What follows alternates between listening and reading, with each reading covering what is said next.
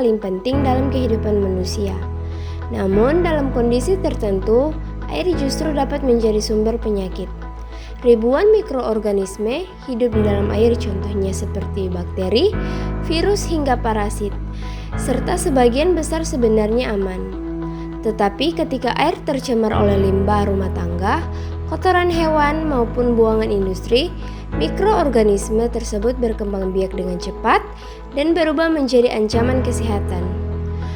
Topik ini penting dibahas karena kualitas air di Indonesia masih menjadi masalah besar.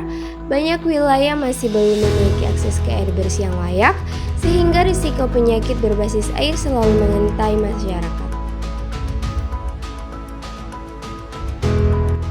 Secara global, Organisasi Kesehatan Dunia atau WHO pada tahun 2023 mencatat bahwa sekitar 2,2 miliar orang tidak memiliki akses ke air minum yang aman. Data lebih mengkhawatirkan terlihat di negara berkembang termasuk Indonesia. Berdasarkan data Riskesdas tahun 2018 dan diperkuat dengan laporan Kementerian Kesehatan tahun 2023, sekitar 67% sumber air rumah tangga di Indonesia terkontaminasi bakteri E. coli. Artinya, dari setiap 10 rumah, 6-7 rumah menggunakan air yang berpotensi tercemar tinja manusia ataupun hewan. Beberapa mikroorganisme yang sering ditemukan dalam air tercemar antara lain Escherichia coli yang menjadi indikator pencemaran feses. Selain sebagai indikator, beberapa strain E. coli tertentu dapat menyebabkan diare akut, muntah, hingga dehidrasi berat.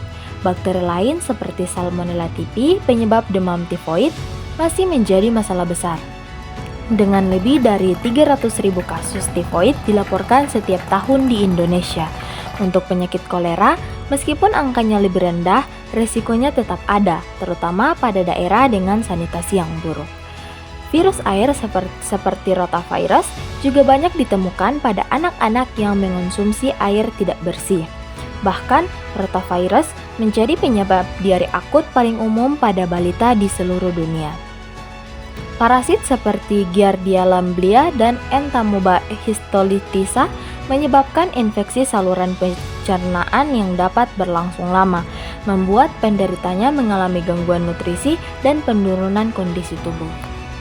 Pencemaran air tidak hanya mengganggu kesehatan langsung, tetapi juga merusak keseimbangan ekosistem. Limbah organik dari rumah tangga meningkatkan kadar bahan organik di dalam air, membuat bakteri berkembang pesat. Sementara itu, limbah industri juga meningkatkan kadar logam berat dan bahan kimia berbahaya yang dapat memperburuk kualitas air. Di beberapa waduk dan danau, pencemaran nutrien menyebabkan pertumbuhan alga berlebihan atau blooming yang menghasilkan racun dan membuat ikan mati massal. Nah, kondisi ini menunjukkan bahwa kerusakan lingkungan dan kesehatan manusia itu saling terkait erat.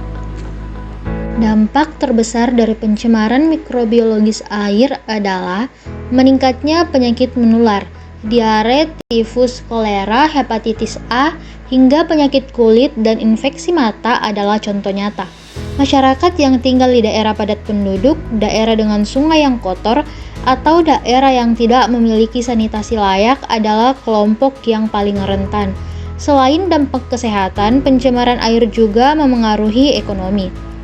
Ketika penyakit meningkat, biaya pengobatan naik, produktivitas kerja menurun, dan anak-anak lebih sering absen dari sekolah, sehingga memengaruhi perkembangan pendidikan mereka. Dari pembahasan ini, dapat disimpulkan bahwa air yang tercemar mikroorganisme patogen dapat mengubah sumber kehidupan menjadi sumber penyakit serius. Untuk mengatasi masalah tersebut, dibutuhkan upaya bersama, mulai dari pemerintah yang perlu memperketat pengawasan kualitas air, memperluas akses air bersih, dan meningkatkan fasilitas sanitasi. Masyarakat juga harus berperan aktif dengan menjaga lingkungan, tidak membuang sampah ke sungai, serta selalu mengolah air sebelum dikonsumsi, yaitu dengan merebus atau menggunakan filter yang sesuai.